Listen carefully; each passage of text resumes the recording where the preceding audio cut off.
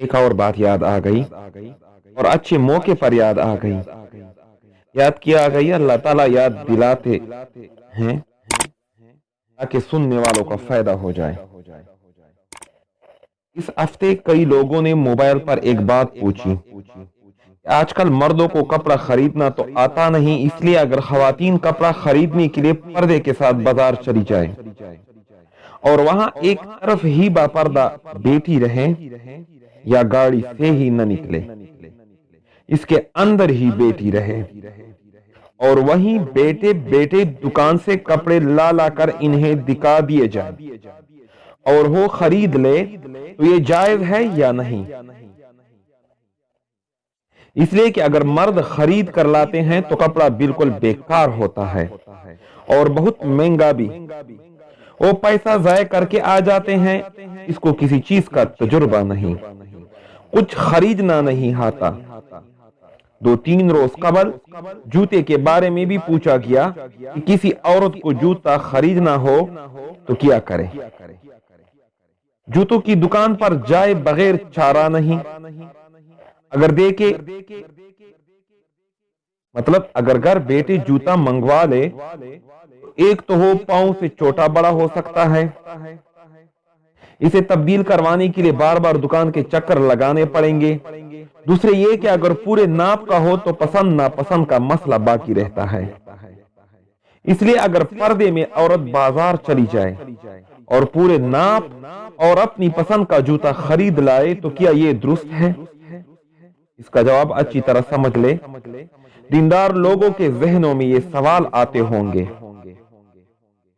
رات ایک قاری صاحب نے بھی موبائل پر یہ مسئلہ پوچھا، صرف قاری صاحب ہی نہیں، ماشاءاللہ عالم بھی ہے اور آجی بھی، اور دارالافتاء سے بھی اس کا تعلق ہے، اس لیے میں نے ان کی رعایت کی کہ ٹیلی فون پر بات کرنے کے لیے زیادہ سے زیادہ وقت 3 منٹ دیتا ہوں، مگر ان کو زیادہ وقت دے دیا کہ اچھی طرح سمجھ جائے، اگر عالم دین سمجھ جائے تو پوری دنیا ٹھیک ہو جائے۔ جو باتیں ان کو سمجھائی وہی آپ کو بھی سمجھانا چاہتا ہوں۔ عورتوں کا یہ فیصلہ کہ کچھ مرد جانتے ہی نہیں، کپڑا خریدنا یا جوتا خریدنا تو عورتوں کا کام ہے، ان کا یہ فیصلہ در حقیقت ایک دوسرے فیصلے کے تابع ہے جو پہلے ہی ہو چکا ہوتا ہے، اور وہ یہ کہ شوہر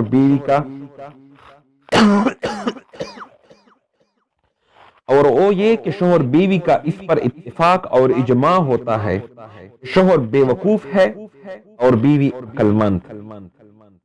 یہ فیصلہ پہلے ہی آپس میں ہو جاتا ہے، بلکہ جیسے ہی لال جوڑا پہن کر گھر لائے اسی وقت یہ فیصلہ ہو گیا کہ بیگم صاحبہ بہت عقل مند ہے اور شوہر صاحب بہت بے وقوف اور نکما۔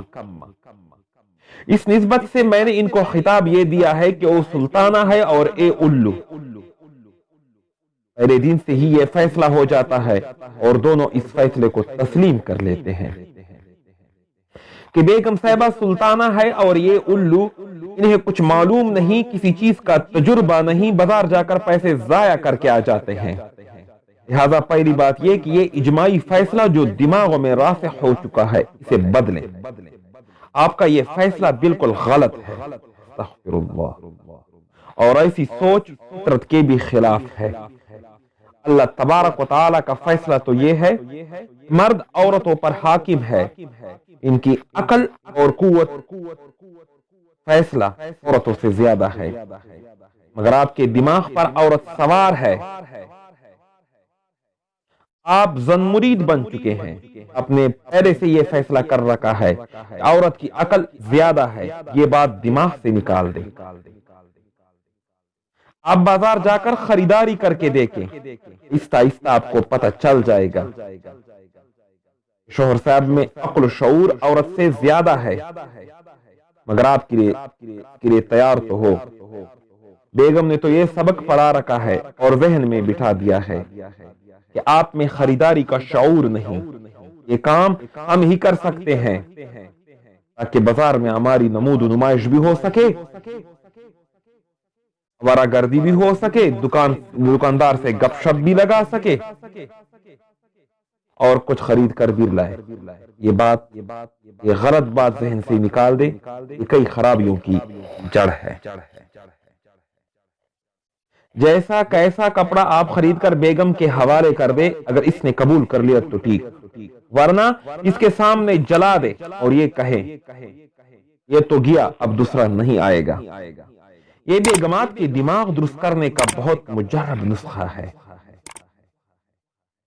मेरे बताने से पहले ही बाज लोगों ने इसको आजमा कर देखा है। एक शख्स का मस्जिद में कुछ आना जाना है, इसका मुझसे कुछ ताल्लुक है, मगर बहुत ज्यादा दुरुस्त नहीं।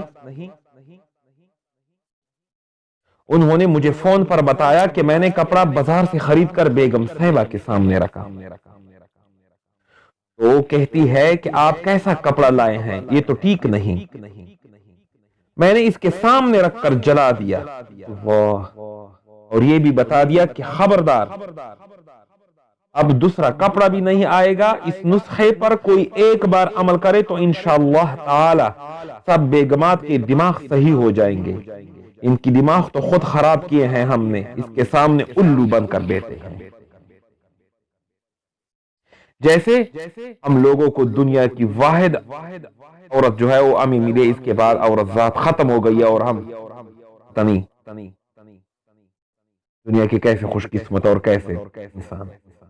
बेगम को बाजार न ले जाएं, बल्कि खुद दुकान से मुख्तलिफ किस्म के कपड़े लेकर घर ले जाएं और इसको दिखा दे कि कौन सा पसंद है। अगर कोई दुकानदार वाकिफ है तो वो आपको ज्यादा कपड़ा दे देगा, और अगर वाकिफ नहीं तो उनके पास ऐसे रखकर सूट लेकर घर जाकर दिखाइए।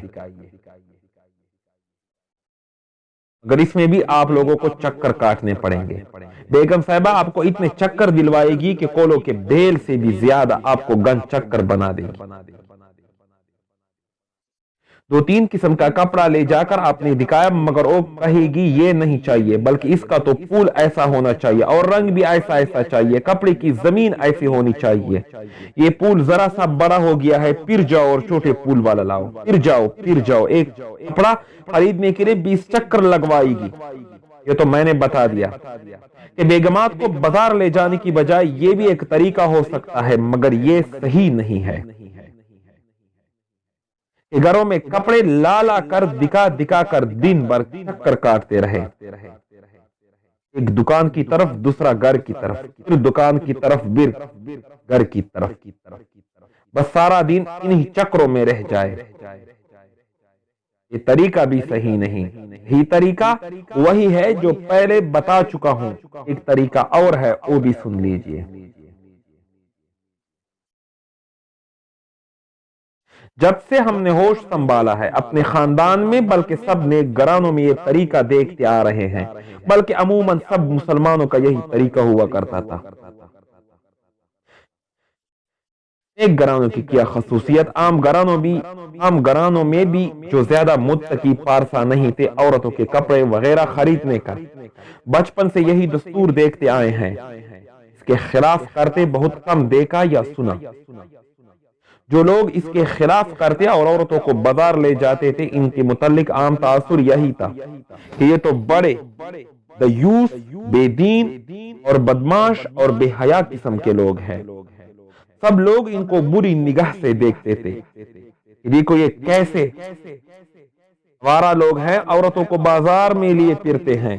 खरीदारी का ये जो तरीका बता रहा हूं, ये सिर्फ दीनदार घरानों का ही इम्तियाज नहीं, बल्कि अक्सर मुसलमानों में भी राइज था। और जो इसके खिलाफ करते थे, इन्हें दयूस, बेदीन और आवारा तस्वुर किया जाता था।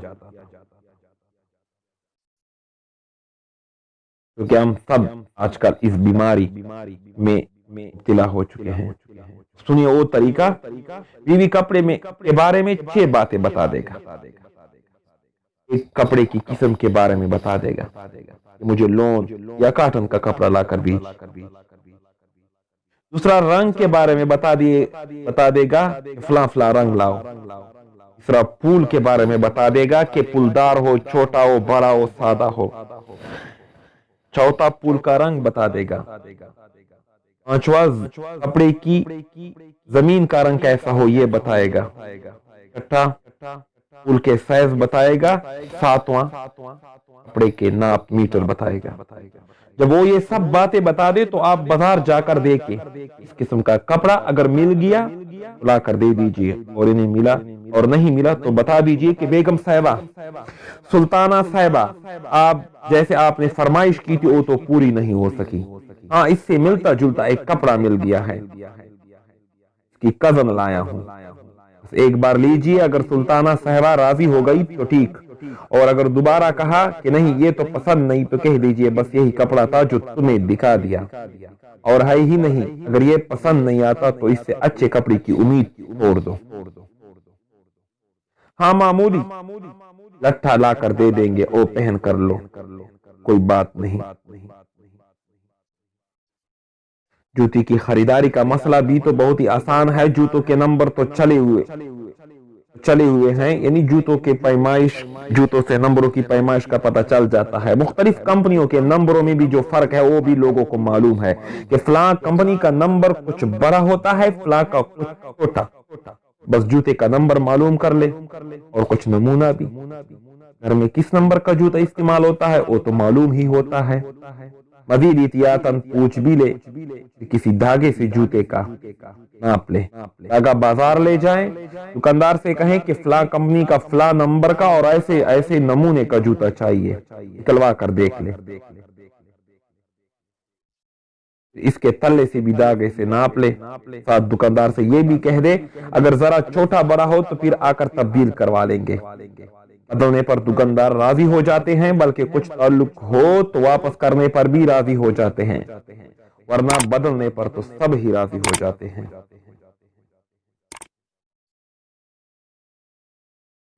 अगर कोई इस बातों पर अमल करे तो ठीक, अगर न करे तो खुद भी गुमराह है और उन्होंने अपनी बीवी को भी बेहयाई पर लगा दिया है।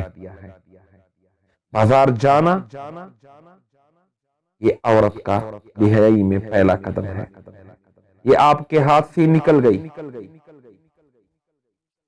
औरत ज़ईफुल अकल है, वो बहुत जल्द फिसल जाती है। मामूली रक्शे वाले की खुशामद में भी आ जाती है, मामूली दुकानदार के खुशामद में भी आ जाती है,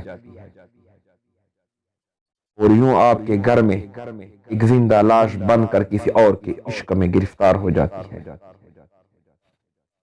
आप इनको आजादी का तस्वुर कहते हैं, आप इनको हुकूक का तस्वुर करते हैं कि बाजार में शायद इनको कुछ आसानियां मुयत्ता के वो खूबसूरत कपड़े पसंद कर ले, खूबसूरत जूते पसंद कर ले, मगर ये आपकी बेवकूफी है, ये आपसे फिसल जाएगी।